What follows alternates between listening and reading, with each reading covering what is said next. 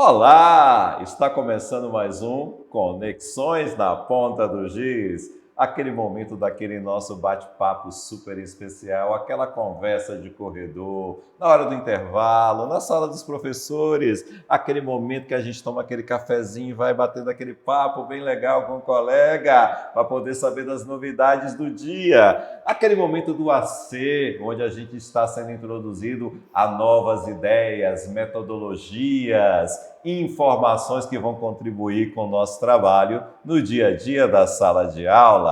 E hoje o nosso tema é um tema que com certeza vai fazer você, professor, você, professora, ficar muito interessado, principalmente se trabalha na educação infantil, tá? A nossa convidada de hoje, ela tem essa prática e essa experiência de estar tratando dentro desse universo da educação infantil com a educação antirracista. Com vocês, a professora Beatriz Oliveira. Professora, muito obrigado por ter aceitado o convite da TV Conexões e, por favor, se apresente para o nosso público. Obrigada, professor. Obrigada pelo convite. Oi, gente. Eu sou Beatriz Oliveira, sou pedagoga, sou especialista em neuropsicopedagogia, educação especial e educação inclusiva. Sou professora da Rede Municipal de Salvador e sou mestre de educação também. E quero ressaltar também que eu também tenho TDAH e foi por isso que eu fui buscar essa informação em neuropsicopedagogia, né? Para buscar me entender melhor e entender também os meus alunos que também são público-alvo, né? Que maravilha, que linda história, Beatriz. Nesse rápido recorte que você traz para nós, né, mostra que você, a partir desse diagnóstico, começou então a entender melhor esse aspecto, né, da sua personalidade e está na rede agora contribuindo também no desenvolvimento de práticas para poder ter esse acolhimento. Isso é muito importante. Principalmente nesse grupo que você está trabalhando, dentro da educação infantil, que é o momento que a identidade, a personalidade está sendo moldada, né?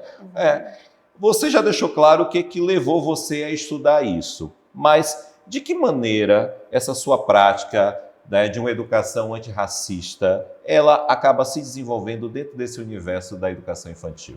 Assim, primeiro, professor, para começar, assim, minha trajetória, eu comecei a me debruçar sobre essa temática racial enquanto militante do movimento negro, lá na Universidade Estadual de Feira de Santana. E, a partir disso, eu continuei os estudos, me tornei uma professora pesquisadora sobre as relações étnico-raciais, sobre a relação de gênero também. E, à medida que que eu fui entrando, conhecendo mais o chão da sala de aula, eu vim percebendo que esse conhecimento sobre uma educação antirracista tem que ser indissociável da prática pedagógica, né? Principalmente quando a gente fala numa cidade como Salvador, que é a maior cidade negra fora do continente africano. E esse público negro é representado, também está sendo representado no cotidiano da escola pública. Então, a maior parte do corpo docente da educação municipal é composto por alunos negros. Então, não tem como você ser uma professora consciente, uma professora crítica, sem você se debruçar sobre essa temática, porque é o perfil do alunado da gente, né? E como você estava falando, né? A educação infantil é uma fase cuja a identidade está se formando do sujeito. É um momento propício para a formação, um momento propício para o aluno começar a se entender quanto sujeito, começar a entender o meio em que ele vive e começar a entender o outro. E a escola tem uma responsabilidade de promover de forma que esse conhecimento de si e conhecimento do outro seja feito de uma forma prazerosa e promova uma identidade positiva.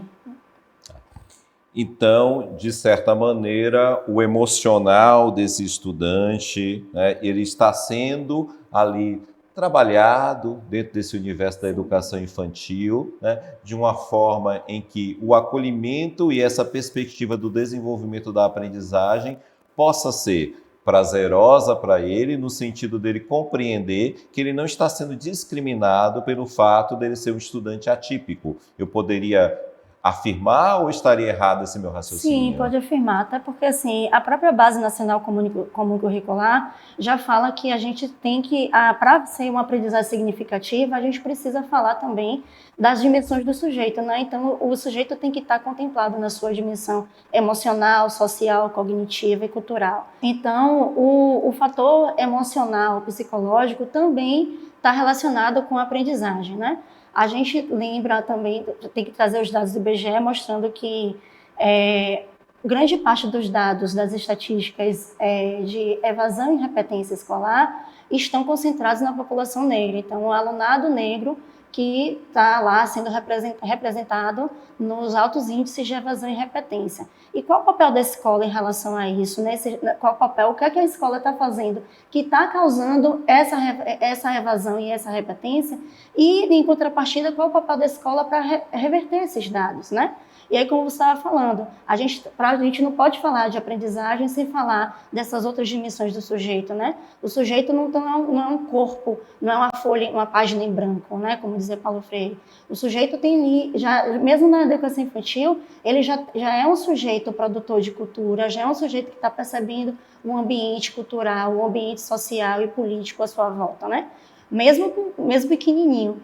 E a gente percebe que na educação infantil, as crianças pretas e pobres, por exemplo, elas já chegam com esse atravessamento de desigualdades sociais, já chegam com atravessamento de racismo, e muitas vezes na escola, ao invés de encontrar um ambiente acolhedor, de afetividade, elas encontram mais atravessamentos de racismo. Como é que isso acontece na educação infantil? Então, assim, na educação infantil a gente tem lá as etapas da creche e pré-escola, né? E a creche é um momento muito desafiador para a criança, que é o primeiro lugar onde ela fica fora do ambiente familiar. E o ambiente familiar é o porto seguro da criança pequenininha, né? A criança chega na escola por volta de 2 anos. E aí ela chega desesperada, achando que foi abandonada pela família, principalmente pela mãe, que é com quem ela tem o maior vínculo, né? E aí chega essa criança e não recebe acolhimento porque a professora que não tem um mínimo de letramento racial não vai dar o colo necessário que aquela criança precisa. Não vai dar o carinho, não vai dar o acolhimento, não vai dar afeto. Vai tratar um comportamento desafiador daquela criança negra como birra. Não vai ter a comunicação não violenta, não vai ser um direito daquela criança, entende? Então, a gente volta a dizer que a gente precisa repensar o currículo da educação infantil, promovendo a educação antirracista, não só pensando em objetivos de conhecimento, objetivos de aprendizagem, mas também pensando nas relações interpessoais que estão naquele ambiente da escola, né? Perfeito, professora. Qual é o bairro que a senhora atua aqui em Salvador? É uma comunidade chamada Sucuyú. É uma intersecção entre Itapuã, Bairro da Paz, Alto do Coqueirinho. Cada pessoa da comunidade diz um CEP diferente, né? Mas todo mundo conhece a comunidade como Sucuyú.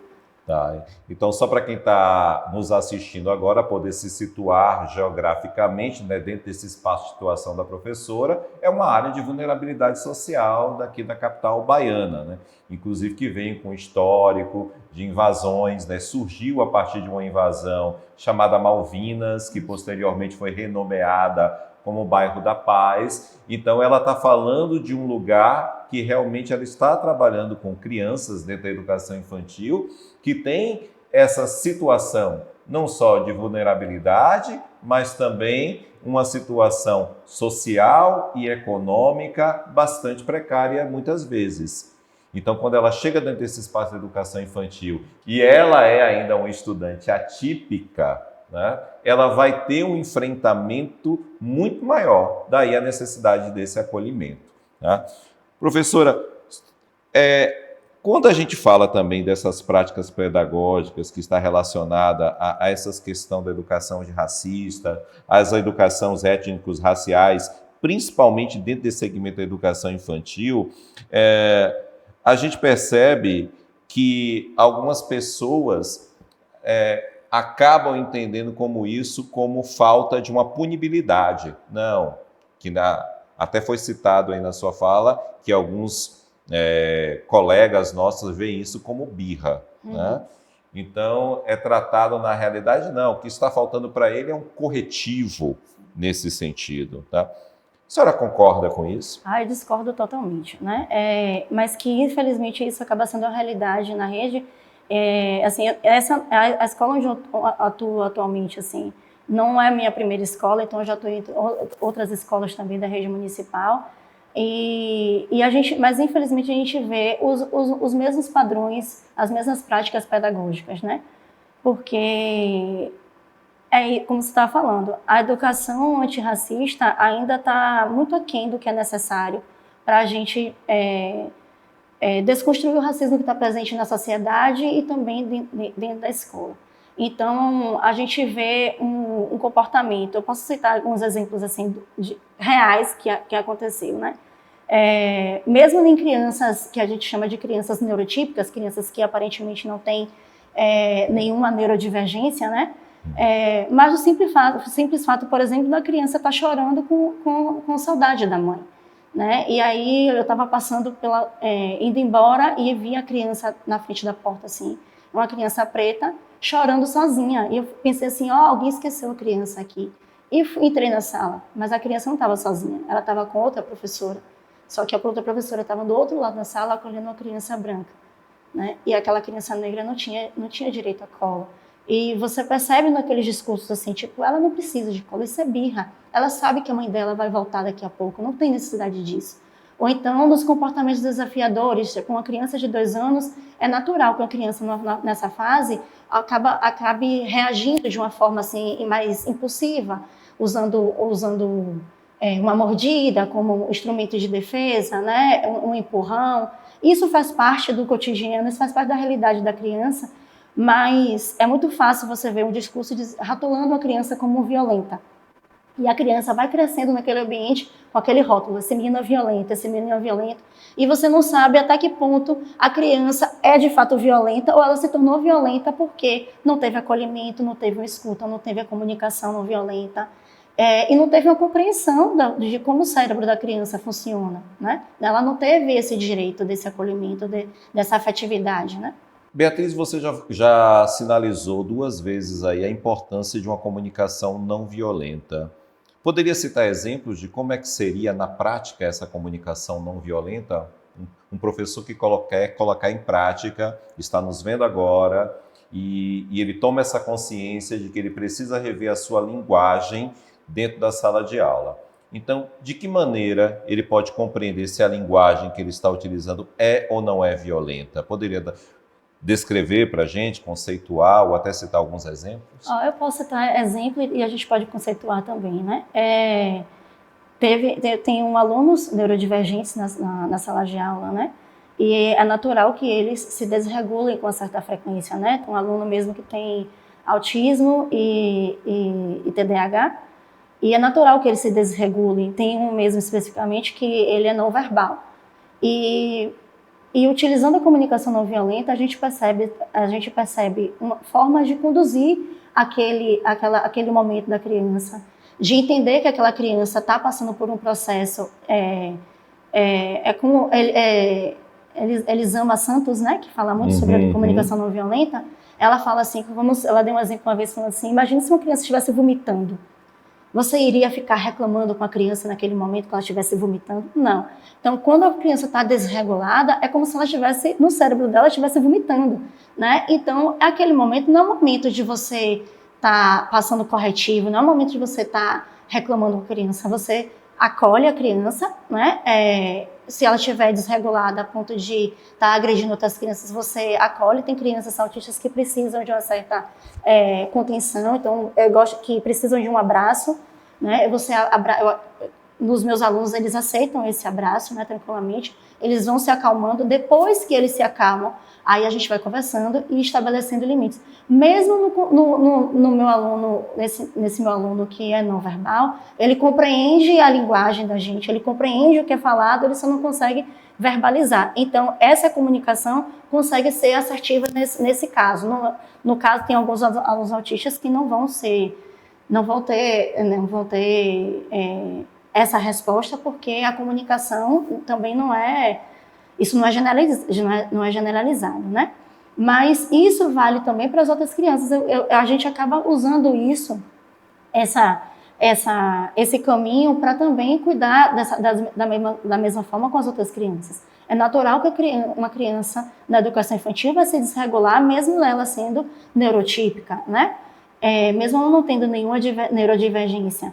E cabe a gente ter o discernimento, a compreensão de como o cérebro da criança também funciona, que isso não é porque eu estudei neuropsicopedagogia que aprendi isso, a gente tem que aprender isso enquanto professora, quem está na sala de aula tem que entender como a criança aprende, né? Como a criança sente, as fases da aprendizagem, do desenvolvimento cognitivo da criança, para aí sim a gente conseguir lidar com esses comportamentos mais desafiadores. Porque assim, por exemplo, deixar a criança de 2, 3 anos de castigo, isso é impensável, não está surtindo efeito nenhum, né? Então, a gente não pode também dissociar a educação antirracista dessa comunicação não violenta, né? As crianças merecem uma comunicação, um diálogo com respeito, respeitando sua integridade, respeitando quanto sujeito, né? Quanto sujeito de direito. Até porque a personalidade dela está sendo formada, né? Se ela está sendo tratada com violência, a tendência é que ela acabe se tornando também um adulto violento. Né? Isso. Perfeito, Beia. Eu percebo também, dentro daí dessa sua fala e dessa sua experiência em alguns momentos assim, que aparentemente, isso é uma crítica que a gente tem que fazer do ponto de vista da sociedade e principalmente da formação, que aparentemente está tendo uma falha na formação de nossos professores para poder tratar dessas temáticas, né? Tanto na formação universitária quanto na formação continuada. É uma percepção sua também em relação a isso? É uma percepção minha e a gente precisa pontuar, por exemplo, sobre a Lei 10.639, né? Que é uma lei que já completou mais de 2 décadas e que ainda está aquém do que é necessário. Né? E essa lei, a obrigatoriedade dela é a partir do ensino fundamental. Você vê que a educação infantil fica de fora dessa obrigatoriedade. Então, se a gente entra na perspectiva de que a própria lei, sendo obrigatória em determinados eixos da educação básica, ela ainda não está sendo devidamente cumprida, imagina isso na educação infantil, que é como você falou, que é uma etapa primordial na formação da identidade. Né? Por que eu citei a Lei 10.639? Porque a gente também precisa falar de como esse currículo ainda é eurocêntrico, ainda é eurocentrado, ainda é um currículo tradicional, que está distante do que é necessário para a gente fomentar uma identidade de fato plural, né?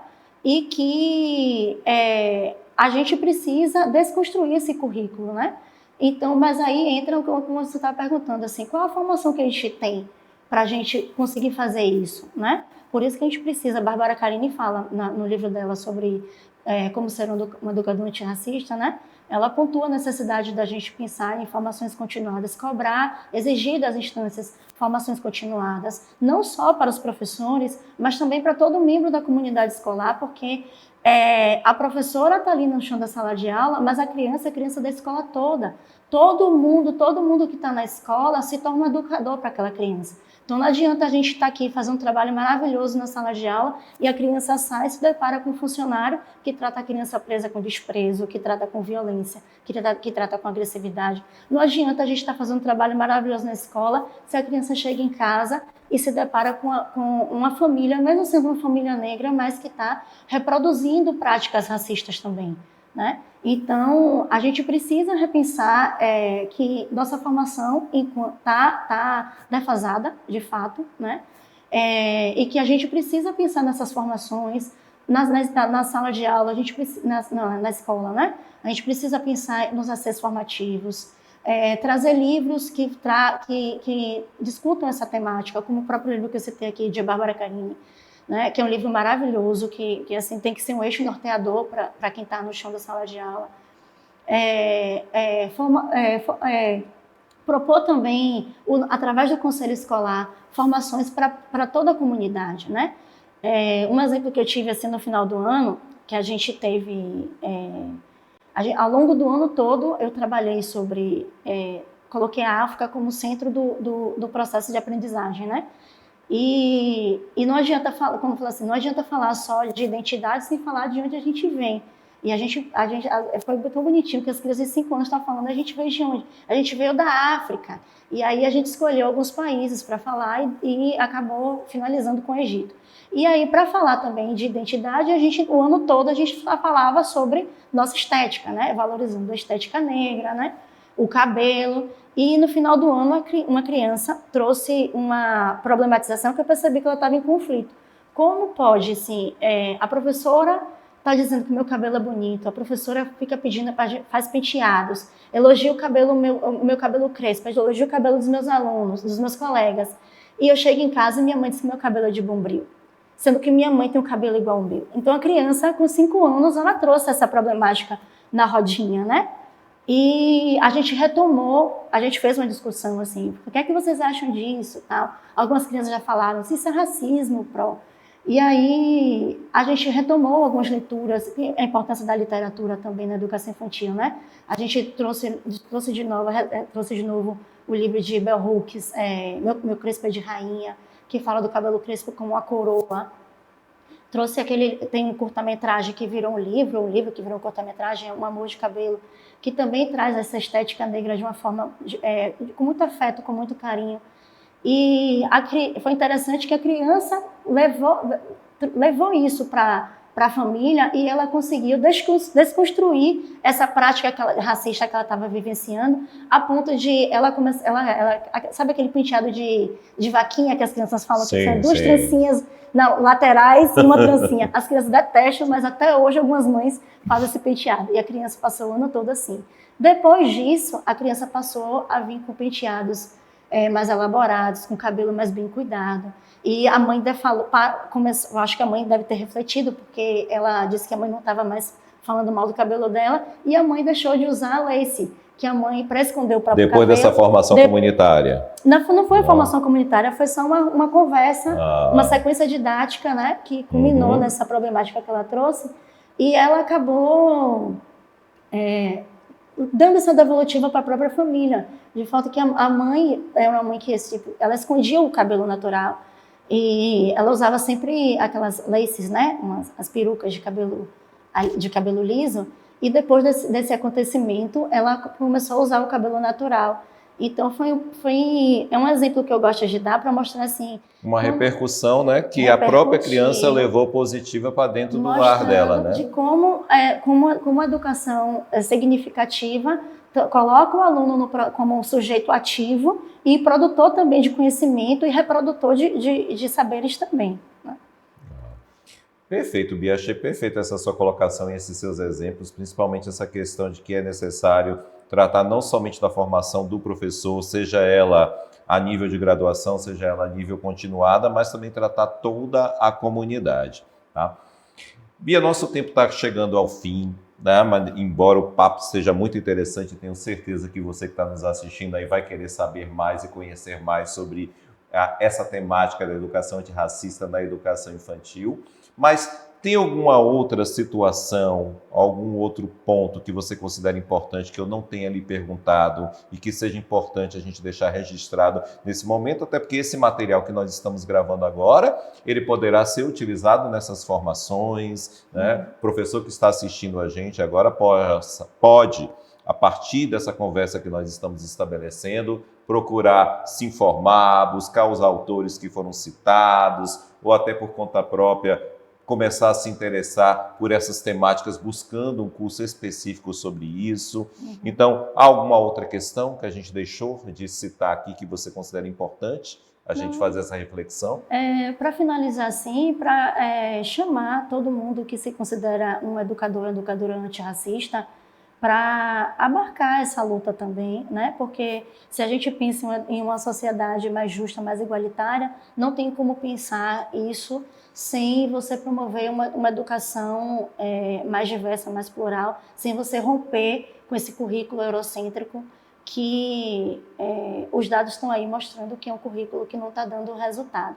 Então, eu não estou clamando isso para a gente reverter por conta de dados estatísticos, eu estou clamando para a gente pensar a escola enquanto local estratégico para a promoção de uma sociedade mais plural e verdadeiramente diversa, né? E também, assim, não sei se cabe aqui falar que tem muitos professores que se encontram em dificuldades, falando assim, a prefeitura não manda livros. O livro que eu citei, por exemplo, é um livro que chegou recentemente na escola, mas não foi a prefeitura que forneceu. A gente conseguiu comprar através do conselho escolar, que tem verbas específicas, né? Por exemplo, o PDDS, que é uma verba que a gente pode adquirir, que a escola mesmo, via conselho, pode adquirir esses livros. Então, são os livros que são importantíssimos para a formação dos professores, para a formação da comunidade escolar, e também livros com temáticas afrocentradas, com temáticas antirracistas e indígenas também, que podem ser adquiridos via essa verba, que são fundamentais, porque a nível as instâncias a quem competem acabam não mandando essas literaturas, e que são literaturas extremamente necessárias para a gente que está na sala de aula. Pois é, daí está dado o recado que é importante, né, que as instâncias envolvidas possam estar disponibilizando esses materiais didáticos, tanto para o professor, como também materiais que possam ser aplicados na sala de aula junto com os alunos, né? Representatividade é muito importante nesse momento. Inclusive, nós temos um programa Como se tornar uma escola decolonial, né? Com a jornalista Joalva Moraes. Procure aí na nossa grade do Conexões da Ponta do Giz, que vai colaborar aí na sua formação com esse rompimento, com essa mentalidade eurocêntrica, trazendo para cá agora essas relações étnicos-raciais dentro da sua perspectiva da prática do ensino e da aprendizagem. Bia, muito obrigado por aceitar o convite da TV Conexões. As portas estão sempre abertas. Gostou de Bia? Quer que Bia volte? Interaja com a gente lá nas redes sociais pedindo a volta dela. Não segue a gente ainda nas redes sociais? Clique aí no sininho e comece a seguir a TV Conexões, a Estação do Saber, para continuar bem informado e formado, viu? Muito obrigado e até o próximo Conexões da Ponta do Giz.